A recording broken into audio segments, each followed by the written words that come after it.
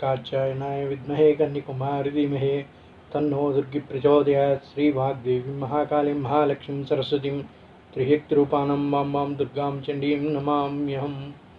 सर्वमङ्गलमाङ्गल्ये शिवे सर्वार्थसाधिके शरण्ये त्र्यम्बके गौरी नारायणी नमोऽस्तुते। ఓం శ్రీమాత్రే నమః. భగవద్బంధువులందరికీ మా నమస్సుమాంజలి. మీ అందరికీ తెలుసు, మా స్పేస్ తరపున మనం పండగలు వాటి యొక్క విశిష్టత గురించి, వ్రతాలు, పూజల గురించి చెప్పుకుంటూ ఉన్నాం. అదే తరుణంలో ఈరోజు శ్రావణ మాసంలో అత్యంత పవిత్రమైన మంగళగౌరీ వ్రతం గురించి వివరించుకుందాం. ఈరోజు మనం మంగళకరమైన మంగళగౌరీ యొక్క వ్రతం గురించి వివరంగా తెలుసుకుందాం. శ్రావణ మాసంలోని 4 మంగళవారాలు మహిళలు మంగళగౌరీ వ్రతం చేస్తారు. ఈ వ్రతం ఆచరించడం వల్ల తమ ఐదోతనం కలకాలం నిలుస్తుందని భావిస్తారు. అందుకే శ్రావణ మాసంలో ప్రతి మంగళవారం కూడా కొత్తగా పెళ్ళైన మహిళలు ఎక్కువగా మంగళగౌరీ వ్రతం చేస్తూ ఉంటారు. భక్తి శ్రద్ధలతో గౌరీదేవిని పూజిస్తారు. కొన్ని ప్రాంతాల్లో వివాహమైన సంవత్సరం నుంచి 5 సంవత్సరాల పాటు ఈ వ్రతాన్ని ఖచ్చితంగా చేసుకుంటూ ఉంటారు. వివాహమైన మొదటి సంవత్సరం పుట్టింట్లోనూ, తర్వాత 4 సంవత్సరాలు మెట్టినింటిలోనూ ఈ వ్రతం చేసుకోవడం ఒక ఆనవాయితీగా వస్తుంది. ఈ వ్రతం చేయటం వల్ల భోగభాగ్యాలే కాకుండా దీర్ఘ సుమంగలిగా ఉంటారు అని భావిస్తారు. ఇక ఈ వ్రత నియమాలు ఏమిటి, ఏ విధంగా ఆచరించాలి అనే విషయంగాని మనం చూసుకుంటే, పరమశివుడు కూడా మంగళగౌరిని ఆరాధించి త్రిపురాసుర సంహారం చేశారని ప్రతీతి. అందుకే మంగళగౌరిని వ్రతం చేస్తే ఆ మాత ఆశీస్సులు దక్కుతాయని భక్తులు నమ్ముతారు. తొలిసారిగా నోము చేసేవారు వారి పక్కనే తల్లిని ఉంచుకొని పూజన చేస్తే మంచిది. వ్రత వాయినం ఎవరికి ఇవ్వాలి అనే మీమాంస చాలామందికి ఉంటుంది. మొదటి వాయినం ఎప్పుడు కూడా తల్లికి ఇవ్వాలి అని చెప్తారు. తల్లి లేని పరిస్థితిలో తల్లి తర్వాత తల్లి అయిన అత్తగారికి ఇవ్వాలి అని చెప్తారు. తొలి వాయినాన్ని తలిగిస్తే ఎంతో మంచిదంట. తల్లి లేని పక్షంలో అత్తకి కానీ ఇతర ముత్తైదువులకు కానీ వాయినం ఇస్తారు. ఈ వ్రతానికి నియమాలు ఏమిటి అంటే, వ్రతాన్ని ఆచరించే ముందు రోజు, వ్రతం రోజు కూడా దాంపత్య సుఖానికి దూరంగా ఉండాలి. అంతేకాకుండా వ్రతం రోజు ఉపవాసం ఉండాలి. వ్రతానికి 5 ముత్తైదువులను పిలిచి వాయినం ఇవ్వాలి అని చెప్తారు. ఒక మంగళగౌరీదేవి విగ్రహాన్ని ఆ నెలలో వచ్చే అన్ని వారాలు ఉపయోగించాలి. మంగళగౌరీ వ్రతాన్ని చేయమన్నారు కదా, మేము బాగా ఉన్నవాళ్ళం అండి, మా దగ్గర చాలా డబ్బులు ఉన్నాయి, రోజుకో విగ్రహం తెచ్చి పూజిస్తామంటే కుదరదండి. ఏదైతే మీరు మొదటి రోజు వ్రతానికి వినియోగించారో అదే విగ్రహాన్ని కూడా ఈ 4 వారాలు మీరు చేసే మంగళగౌరీ వ్రతంలో అదే విగ్రహాన్ని వినియోగించాలి అని చెప్తారు. మరి మొదటి రోజు నేను మా తల్లిగారింట్లో చేశాను కదండి, మరి ఇప్పుడు మేము మా అత్తగారింట్లో చేసుకోవాలి, ఆ విగ్రహాన్ని తీసుకెళ్ళొచ్చా అని చెప్పేసి కొంతమందికి అనుమానంగా ఉంటుంది. అందుకే ఇక్కడ క్లియర్గా చెప్పారండి. శ్రావణ మాసంలో మొదటిగా పెళ్ళి అయిన వాళ్ళు మొదటి సంవత్సరం చేసే ఈ వ్రతాన్ని తల్లిగారింట్లో చేయమన్నారు. అంటే ఈ 4 వారాలు కూడా మీ తల్లిగారింట్లోనే చేయాలి. అందువల్ల ఆ విగ్రహాన్ని మీరు తెచ్చుకోవాల్సిన అవసరం లేదు. ఇంకోటి, ఈ వ్రతంలో నియమాలు ఏమిటయ్యా అంటే, సౌభాగ్యం కోసం చేసే వ్రతం కనుక ఈ వ్రతంలో సౌభాగ్య చిహ్నాలైన పసుపు కుంకాలు వాయినంగా ఎవరికి ఇవ్వరాదు అని చెప్తారు. మీరు కావాలంటే వచ్చిన వాళ్ళకి కుంకుమతో, పసుపుతో, గంధంతో వాళ్ళ పాదాలకి పసుపు రాయండి, గంధం పెట్టండి, కుంకుమతో బొట్టు పెట్టండి. కానీ వాయినం రూపంలో కుంకుమ పసుపు అనేది వేరెవ్వరికి ఇవ్వకూడదు అని చెప్తారు. మీ తల్లికి కానీ అత్తగారికి కానీ ఇవ్వచ్చండి, వేరెవ్వరికి కూడా వాయిన రూపంలో కుంకుమ పసుపు ఇవ్వద్దు అని చెప్తారు.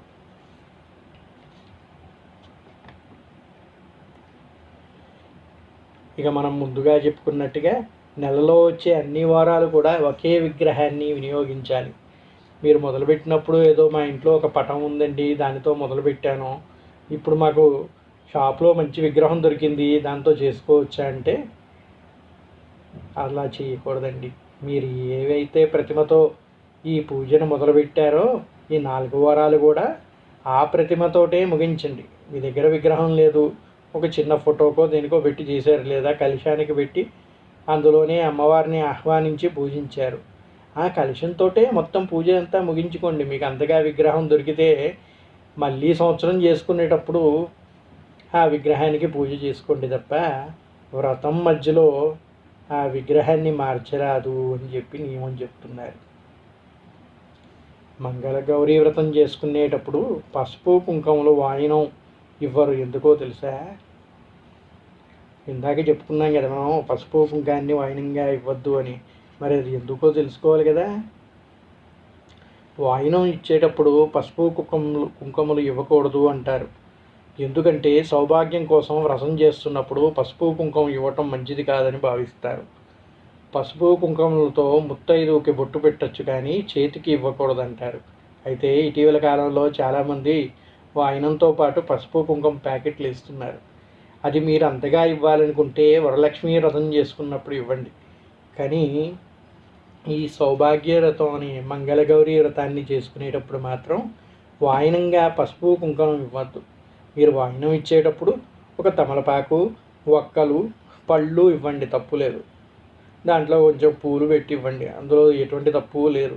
కానీ సౌభాగ్య చిహ్నాలైన కుంకుమ పసుపు మాత్రం వాయినం రూపంలో ఇవ్వద్దు అని చెప్తున్నారు.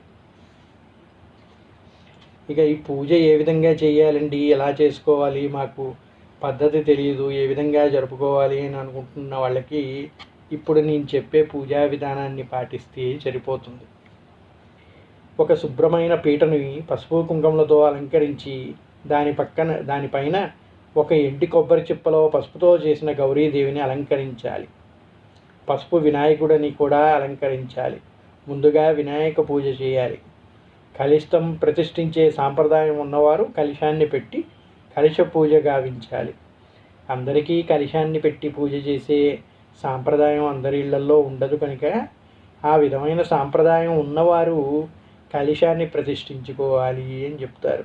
అది లేదండి మా అమ్మగారు కానీ మా అత్తగారు కానీ ఆ విధంగా చెయ్యలేదు, మరి ఇప్పుడు మేము కలశం పెట్టచ్చా అంటే అవసరం లేదమ్మా, మీరు ఆ లేని పద్ధతిని తెచ్చుకోవాల్సిన అవసరం లేదు. మీరు మామూలుగానే ఒక కొబ్బరి చిప్పలో పసుపు ముద్దతో గౌరీదేవిని, పసుపు ముద్దతో వినాయకుడిని చేసి దానికి పూజ చేస్తే సరిపోతుంది.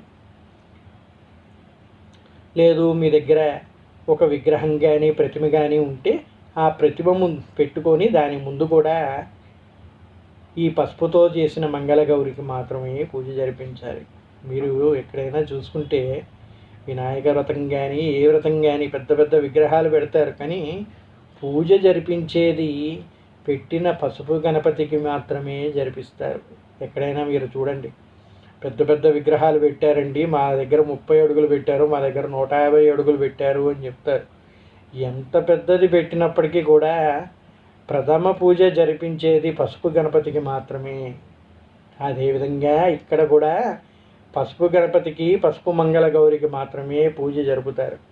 అలంకరణ చేసుకోవడానికి మీరు విగ్రహాలని కానీ పటములు కానీ పెట్టుకోవచ్చు, కానీ ముఖ్యంగా మీరు పూజ గావించేది మాత్రం ఈ పసుపుతో చేసిన మంగళగౌరికి మాత్రమే. ముందుగా వినాయకుడికి నైవేద్యం సమర్పించాక మంగళగౌరికి లేక గౌరీదేవి అష్టోత్తరం చదివి అమ్మవారి ముందు 5 ముడులు, 5 పొరలు కలిగిన 5 తోరాలు, 5 పిండి దీపారాధనలు, బియ్యం పిండి బెల్లం మిశ్రమంతో చేసిన దీపాలు పెట్టి పూజ జరిపించుకోవాలి. మంగళగౌరికి గణపతికి పూజ చేయాలని చెప్పుకున్నాం కదండి. ఆ పూజను చేయటానికి మనం పసుపు ముద్దలతోటి వినాయకుడిని మంగళగౌరిని తయారు చేసుకున్నాం కదా.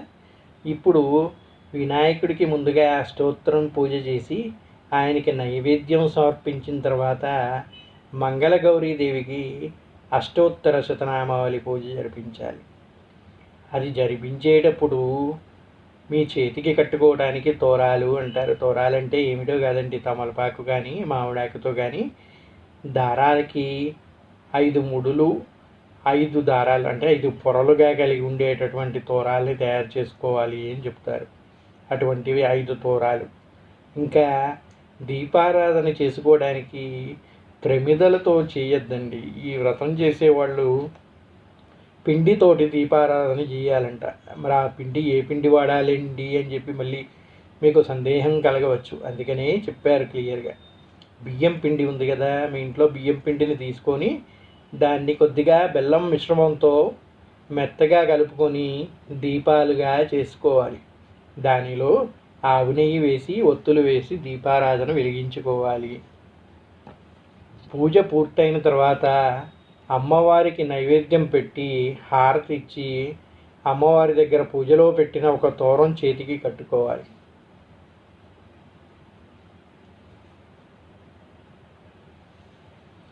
ఇక మీరు ఇందాక పెట్టారు కదండి బియ్యపిండి బెల్లం మిశ్రమంతో చేసిన దీపాలు, ఈ దీపాలని ఏం చేయాలి అని చెప్పి సందేహం మీకు కలుగుతూ ఉంటుంది కదా. దానికి ఆ పిండి దీపారాధనలో ఒక దీపారాధన మీరు ఉంచుకోండి. ఒకటి అమ్మవారికి, అంటే పూజ చేసిన వారు అమ్మవారి దీపాన్ని తీసుకుంటారు. మిగిలిన 3 ముత్తైదువులకు తాంబూలంతో పాటు ఇవ్వాలి. వ్రతం చేసుకున్న వారి నుండి కూడా అమ్మవారికి హారతిచ్చి నైవేద్యం పెట్టి యథాస్థానం ప్రవేశయామి పూజార్థం పునరాగమన నైశ్చ అని అమ్మవారికి ఉద్వాసన చెప్పాలి. పూజంతా అయిపోయింది. అమ్మవారిని రోజు కూడా మీ ఇంట్లో కూర్చోబెట్టుకొని ఆమెకి నైవేద్యం హారతులన్నీ ఇవ్వలేరు కదా. ఆ పద్ధతిగా రోజు గుళ్ళో చేసినట్టుగా మనం ఇంట్లో చేయలేము కాబట్టి పూజ మొదలుపెట్టేటప్పుడు ఆవాహనం చేసుకుంటాం. పూజ సమాప్తం అయిపోయిన తర్వాత యథాస్థానం ప్రవేశయామి అని చెప్పాలంట. నైవేద్యం పెట్టిన తర్వాత అమ్మా నీ స్థానానికి నువ్వు వెళ్ళమ్మా, మమ్మల్ని ఆశీర్వదించి అనుగ్రహించు తల్లి అని ప్రార్థించి ఆమెకి ఉద్వాసన పలకాలి. అంటే అమ్మని స్వస్థానానికి వెళ్ళి మళ్ళీ పూజకి మమ్మల్ని అనుగ్రహించు అని అర్థం అన్నమాట. ఇప్పటికి వెళ్ళమ్మా, మమ్మల్ని అనుగ్రహించు తల్లి, మళ్ళీ నేను పూజ చేసేటప్పుడు నన్ను అనుగ్రహించడానికి మళ్ళీ రావమ్మా అని చెప్పి చెప్పడం అంట ఈ ఉద్వాసన యొక్క ప్రథమార్థం. అంతటితో ఒక వారం వ్రతం సంపూర్ణమవుతుంది. పసుపు కుంకుమల్లో సౌభాగ్యం కోసం, సత్సంతానం కోసం, అన్యోన్య దాంపత్య కోసం మంగళగౌరి వ్రతాన్ని ఈ విధంగా జరుపుకోవాలి అని చెప్తారు. ఓం శ్రీమాత్రే నమః. సకలాభీష్టాల్ని సిద్ధింపజేసే కామస్వరూపిణి అయిన మంగళగౌరి వ్రతాన్ని ఆచరించి నిష్ఠతో భక్తి శ్రద్ధలతో పూజ జరిపించిన వాళ్ళు మంగళగౌరి వ్రత కథని కూడా నియమంగా చెప్పుకుంటూ ఉంటారు. ఈ కథ విన్నవారికి సకలాభీష్టాలు సిద్ధిస్తాయంట. ఐదోతనంతో సర్వమంగళ మాంగళ్య అనుగ్రహంతో మీ మాంగళ్యం కూడా సుఖ సౌభాగ్యాలతో సంతోషంగా సుమంగళిగా ఉంటారు అని చెప్పి చెప్తారు. అందువల్ల మంగళగౌరి యొక్క వ్రత కథని అందరూ కూడా భక్తి శ్రద్ధలతో వినగోరుచున్నాను. ఇది ఆడవాళ్ళు మాత్రమే వినాలని ఎక్కడా నియమం లేదండి. మంగళగౌరి వ్రతాన్ని ఆచరించేది ఆడవాళ్ళైనా కూడా అనుమతించేది చేసుకునేది కూడా దంపతులు అని చెప్తారు. ఏ వ్రతం ఆచరించాలి అన్నా కూడా ముందుగా పెళ్ళి కాని స్త్రీ అయితే తండ్రి అనుమతి తీసుకోవాలి అంటారు. పెళ్ళి అయిన స్త్రీ అయితే భర్త అనుమతితో చేయాలి అంటారు. ఏ వ్రతానికైనా వ్రతఫలం లభించాలంటే ముందుగా మీ భర్త యొక్క అనుగ్రహాన్ని తీసుకొని ఈ వ్రతం ఆచరించాలంట. అప్పుడే అది ఫలితాన్ని ఇస్తుంది అని చెప్తారు ఏ వ్రతం అయినా కూడా. అలాగే మంగళగౌరి వ్రతం చేసిన తర్వాత అమ్మవారి ఆశీస్సులు పొందిన తర్వాత మీ భర్త కాళ్ళకి నమస్కరించి ఆయన అనుగ్రహాన్ని కూడా పొందినట్టయితే అమ్మవారి పరిపూర్ణ అనుగ్రహం మీ పైన ఉంటుంది అని చెప్పి చెప్తారు. ఇక మంగళగౌరి వ్రత కథ గురించి మనం చెప్పుకుందాం. పూర్వం దేవతలు రాక్షసులు కలిసి అమృతం కోసం క్షీరసాగరం మదనం చేశారు. కృతయుగంలో దేవతలు రాక్షసులు కలిసి అమృతం కోసం క్షీరసాగర మదనం జరిపించారు అని అందరికీ తెలుసు కదా. అలా జరిపిస్తున్నప్పుడు అమృతానికి ముందు అగ్నిజ్వాలలు కక్కుతూ కాలకూట విషం పుట్టుకొచ్చిందంట. దానిని చూసి భయకంపితులైన దేవదానవులు పరమేశ్వరుని శరణుజొచ్చారు. ఆ సమయాన పరమేశ్వరుడు మందహాసముతో చిరునవ్వి నవ్వి, ఇప్పుడు నేనేమి చెయ్యను అన్నట్లు పార్వతి వైపు చూశాడంట. ఎందుకయ్యా అంటే పార్వతీదేవి సర్వశక్తి స్వరూపిణి. ఆమె అనుజ్ఞ లేనిదే శివుడు కానీ లక్ష్మీదేవి అనుగ్రహం లేనిది విష్ణువు కానీ ఏమి చేయలేరంటారు. ఎందుకంటే వీళ్ళందరికీ కూడా శక్తినిచ్చేది అమ్మవార్లు మాత్రమే. ఆ సర్వమంగళ స్వరూపిణి అయిన జగన్మాత భర్త చూపులోని ఆంతర్యం ఏమిటో గ్రహించింది. దేవతలైనా దానవులైనా మానవులైనా మన భక్తులే కదా, మన బిడ్డలే కదా, ఆపద కలిగినప్పుడు మనమేగా వారిని రక్షించేది అని చెప్పిందంట అమ్మవారు. నిరంతరం స్త్రీల సౌభాగ్య సంపదను కాపాడే ఆ సర్వమంగళ స్వరూపిణి తన మాంగళ్య సౌభాగ్యమునిపై ప్రగాఢ విశ్వాసం ఉంచి లోక వినాశునికి కారణభూతమవుతున్న ఆ భయంకర కాలకూట విషాన్ని తన భర్త మింగేందుకు అనుమతి ఇచ్చిందంట. ఈ విధంగా మనకి పురాణాలు చెబుతూ ఉన్నాయి.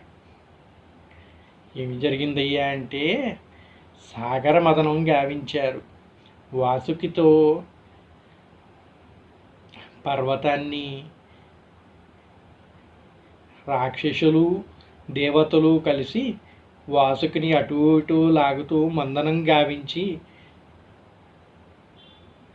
అమృతం గ్రహించాలనే ఉద్దేశంతో జరిపిన సాగర మదనంలో అమృతానికంటే ముందు కూడా కాలకూట విషం అనేది వచ్చిందంట.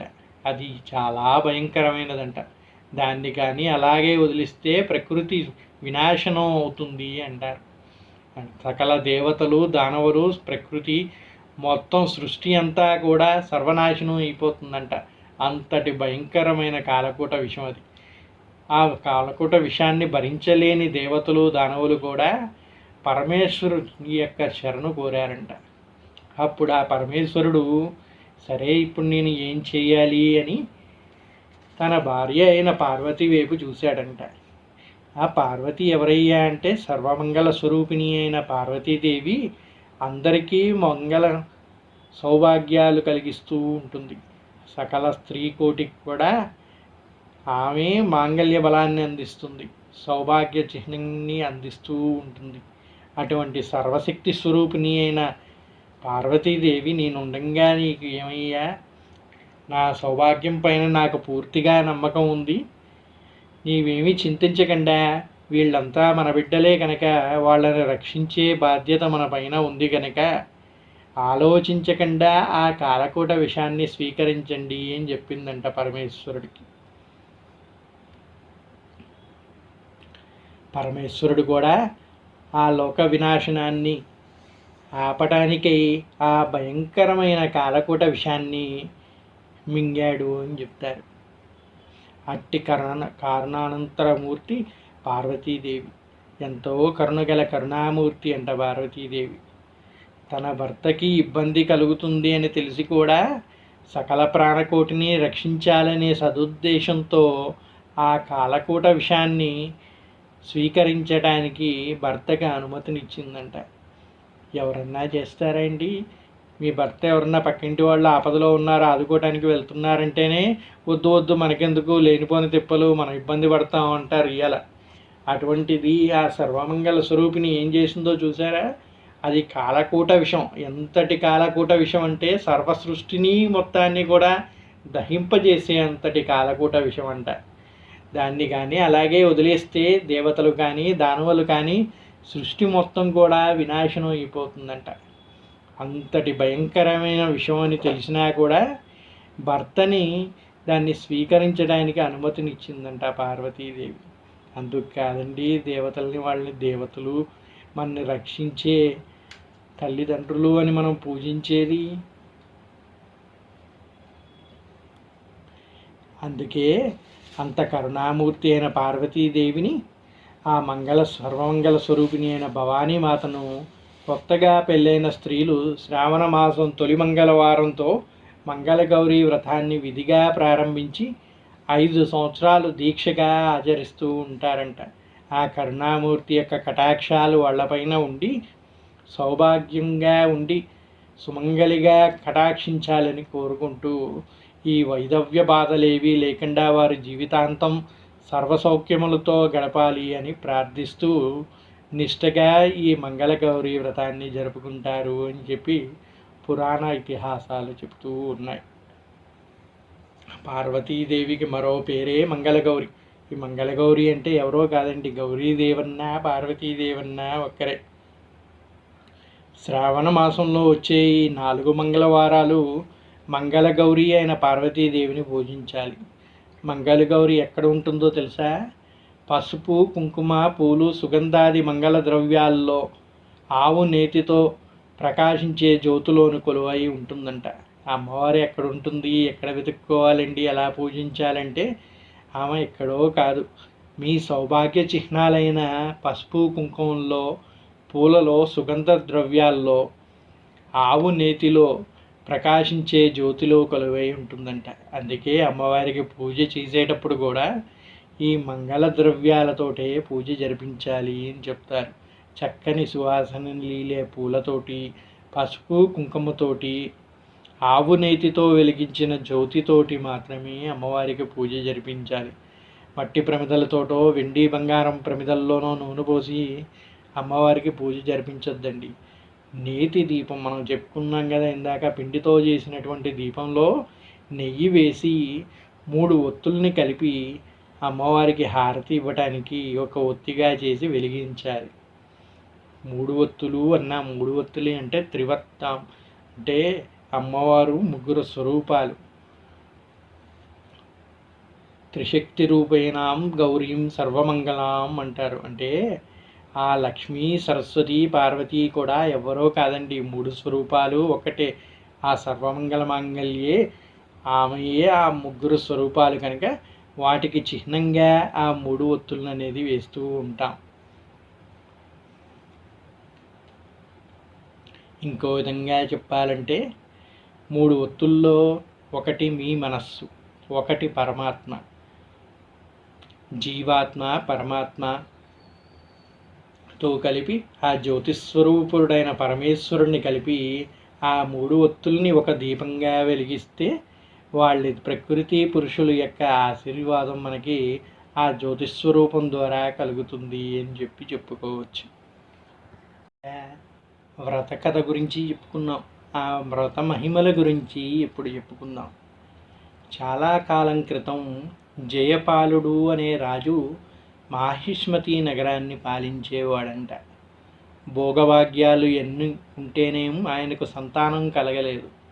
ఆయనకి ఎంతో భోగభాగ్యాలు ఉన్నాయి, సంపద, రాజ్యభోగాలు అన్నీ కూడా ఉన్నాయి. కానీ ఏ ఉంటేనేమి ఆయనకి సంతానం కలగలేదు అని అంటారు. ఆ దంపతులకి అదే పెద్ద దిగులుగా ఉండేది. ఎన్ని నోములు నోచినా, ఎన్ని దానాలు చేసినా ఫలితం ఏది దక్కలేదంట.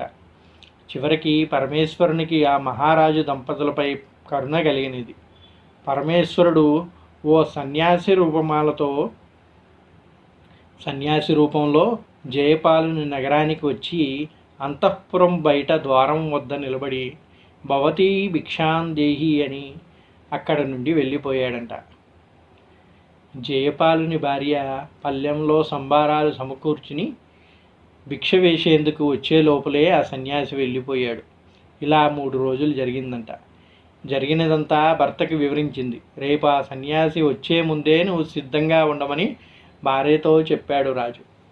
సన్యాసి వచ్చాడండి. 3 రోజులు కూడా నేను ఆయనకి భిక్ష పెడదామని ప్రయత్నించాను, కానీ నేను తిరిగి ఆయన దగ్గరికి వచ్చే లోపలనే ఆయన కనిపించకుండా వెళ్ళాడు. ఏం చేయాలి అని అడిగిందంట. ఆ మహారాజు భార్యతో, ఆయన రోజు వస్తున్నాడు కనుక అదే సమయానికి ఈరోజు కూడా వస్తాడు. ఆయన వచ్చే ముందే నువ్వు అన్ని సిద్ధంగా ఉంచుకొని ఆయన వచ్చే దగ్గర కాపలాగా ఉండు, ఆయన కనిపిస్తాడు అంది. మరుసటి రోజు సన్యాసి రావటం మహారాణి బంగారు పళ్ళెంతో సహా భిక్ష వేయబోయింది. ఆ సన్యాసి భిక్షను స్వీకరించక సంతానము లేని నీ చేతి భిక్ష నేను స్వీకరించనని పలికేసరికి, అయితే మహాత్మా సంతానం కలిగే మార్గాన్ని ఉపదేశించండి అని వేడుకోగా, ఆ సన్యాసి రూపంలో ఉన్న ఈశ్వరుడు, అమ్మా నేను చెప్పబోయేది నీ భర్తకు తెలియచేయి. నీలం రంగు వస్త్రాలు ధరించి నీలం రంగు అశ్వాన్ని అధిరోహించి ఒంటరిగా నీ భర్తను నగర తూర్పు దిక్కుకు వెళ్ళమను. అక్కడ అరణ్యంలో అతని నీలేశ్వం ఎక్కడ అలసటతో క్రింద పడుతుందో అక్కడ దిగి తవ్వమను. ఆ తవ్వకము నుండి ఒక స్వర్ణ దేవాలయం బయటపడుతుంది. ఆ స్వర్ణ దేవాలయంలో ఉండే అమ్మవారిని భక్తి శ్రద్ధలతో పూజిస్తే ఆమె మీకు సంతానాన్ని ఇస్తుంది అని చెప్పి వెళ్ళిపోయాడంట సన్యాసి. ఆ సన్యాసి ఎవరో కాదండి, పరమేశ్వరుడే స్వయంగా వచ్చి చెప్పాడు. వాళ్ళని కటాక్షించాలని వచ్చి శివుడు ఎలాగో చూడండి, ఆయన శివుడు వచ్చి సాక్షాత్తు వచ్చింది పరమేశ్వరుడే కదా, అక్కడే వరాన్ని ఇచ్చి వెళ్ళిపోవచ్చు కదా, కానీ ఆ పని చేయలేదు. వాళ్ళకి ఎంత భక్తి శ్రద్ధ ఉందో తెలుసుకోవాలనే ఉద్దేశంతో మార్గాన్ని చూపించాడు. ఆ మార్గంలో వెళ్ళి అన్వేషిస్తే మీకు కటాక్షం లభిస్తుంది, అమ్మవారు వస్తారు, ఆ అమ్మవారిని భక్తి శ్రద్ధలతో పూజిస్తే మిమ్మల్ని అనుగ్రహిస్తుంది అని చెప్పాడంట.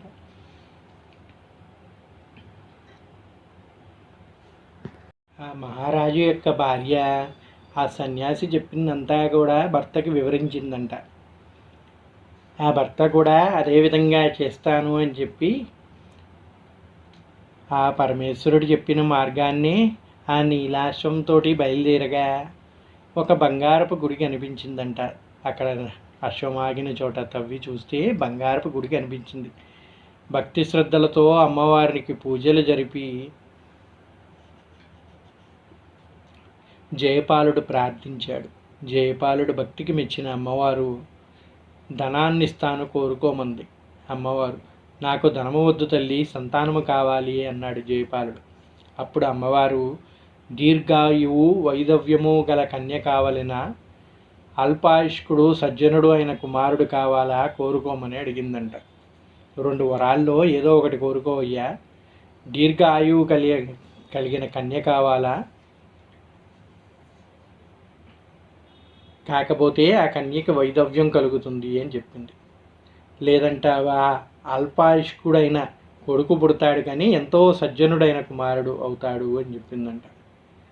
అప్పుడు ఆ రాజు పితృదేవతలను ఉద్ధరించేందుకు కుమారుడు కావాలని కోరుకున్నాడంట. అప్పుడు ఆ దేవి ఆ రాజుని తన పరశుమను ఉన్న గణపతి నాభి అందుండగా పైచి చుంతనే ఉన్న చూత వృక్ష ఫలాన్ని నీ భార్యకివ్వు అని అంతర్ధానం అయ్యిందంట. జయపాలుడు ఆ వృక్షానికి ఉన్న పండ్లని కోసేసరికి గణపతి కోపం వచ్చింది. వినాయకుడికి కావాల్సిన ఫలాన్ని కోస్తే ఆయనకి కోపం రాదు, ఆ విధంగా కోసేసరికి గణపతికి ఒక్కసారిగా కోపం వచ్చిందంట. ఇందుకు ఫలితంగా నీకు జన్మించే కుమారుడు 16వ ఏట సర్పం బారిన పడి మరణిస్తాడు అని శపించాడంట వినాయకుడు. ఆ విధంగా కొన్నాళ్లకు జయపాలుని భార్యకి ఒక కుమారుణ్ణి కన్నది. ఆ కుర్రవాడికి వయసు వచ్చింది.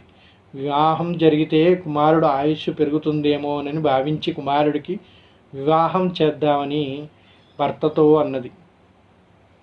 కాశీ విశ్వేశ్వరుని దర్శించి వచ్చాక వివాహం చేద్దామని చెప్పి తన కుమారుణ్ణి అతని మేనమామతో కాశీకి పంపించారు.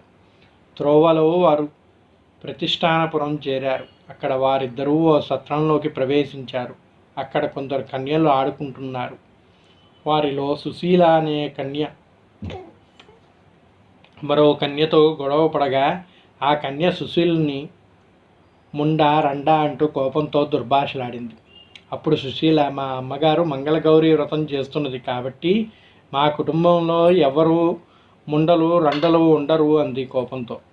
జయపాలుని కుమారుడు శివుడు, అతనే మేనమామ ఇదంతా జరిగేటప్పుడు అక్కడే ఉన్నారు. తన మేనల్లుడు అల్పాయుష్యుడికి ఉన్న సంగతి అతనికి తెలుసు. మా ఇంట్లో ముండలు రండలు ఎవరు ఉండరు అన్న పాప యొక్క మాటలు విన్న వాళ్ళు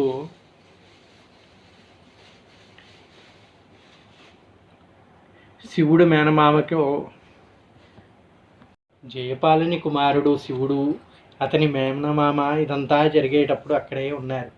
ఇక్కడ శివుడి మేనమామ అంటే జయపాలుని కుమారుడి పేరు కూడా శివుడేనండి. శివుడి అనుగ్రహంతో కలిగాడు కాబట్టి ఆ అబ్బాయికి శివుడు అని పేరు పెట్టుకున్నారు వాళ్ళు. తన మేనల్లుడు అల్పాయుష్కుడు అన్న సంగతి అతనికి తెలుసు. ఎప్పుడైతే పాప మంగళ గౌరీ వ్రతం చేస్తుంటుంది అని చెప్పిందో సుశీల మాట వినేసరికి ఆ మేనమామకి ఒక ఉపాయం తోచిందంట. సుశీలను శివుడికిచ్చి వివాహం జరిపిస్తే అతనికి తప్పకుండా మంగళగౌరీ దేవి యొక్క అనుగ్రహం లభించి పరిపూర్ణ ఆయుష్కుడు అవుతాడని భావిస్తాడు. మేనల్లుడు శివునితో సహా శివుని మేనమామ ధ్యానములో ఉన్న సుశీల తల్లిదండ్రుల వద్దకి చేరి శివుడినే బాలుడు నీ కూతురికి తగిన భర్త అని దేవుని వాక్యముగా వారికి నమ్మిస్తారు. దాంతో సుశీల శివుడుల వివాహం జరిగిపోతుంది. పెళ్ళైన కొత్త దంపతులు ఆ రాత్రి బ్రహ్మచర్య వ్రతాన్ని పాటిస్తారు. మంగళగౌరీదేవి ముత్తైదువు రూపంలో సుశీలకు కలలో కనపడి నీ భర్త అల్పాయుష్కుడు, ఈ రాత్రితో అతని ఆయువు చెల్లింది, ఈ దోషమునకు మార్గము చెబుతాను విను అని ఈ విధంగా చెప్పింది. కొద్దిసేపటికి ఓ కృష్ణ సర్పము నీ భర్తను కరవడానికి వస్తుంది. వెంటనే నీవు నిండా పాలు ఉన్న ఓ కుండని దాని ముందు ఉంచు. అప్పుడు పాము ఆ ఘటంలోకి ప్రవేశించాక వస్త్రముతో ఆ కుండ మూతని గట్టి ఉదయాన్నే దాన్ని నీ తల్లికి వాయినముగా ఇవ్వు. దాంతో నీ భర్తకు గండం తప్పిపోతుంది అని అంతర్ధానం అయిందంట అమ్మవారు. శివుడు తన మేనమామతో కాశీయాత్ర పూర్తి చేసుకొని తిరుగు ప్రయాణంలో భార్య సుశీల తన ఇంటికి తీసుకుని వెళ్తాడు. విషయం తెలుసుకుందామని శివుడు సుశీల్ని తన ఆయువు ఎలా పెరిగినది అని అడగగా అంతా శ్రావణ మంగళ గౌరీ వ్రత ప్రభావం అని చెప్పిందంట. ఈ విధముగా కృష్ణుడు ఈ కథని ద్రౌపదికి చెప్పాడు అని చెప్తారు. చూశారు కదండి ఎంత మహిమ కల ఈ శ్రావణ మంగళ గౌరీ వ్రతం. అల్పాయుష్కుడైన భర్తకి ఈ మంగళ గౌరీ వ్రతం జరిపించడం వల్ల పూర్ణాయుష్యు కలిగిందంట. అందుకే మొదటి వాయనాన్ని తల్లికి ఇవ్వమని చెప్తారు.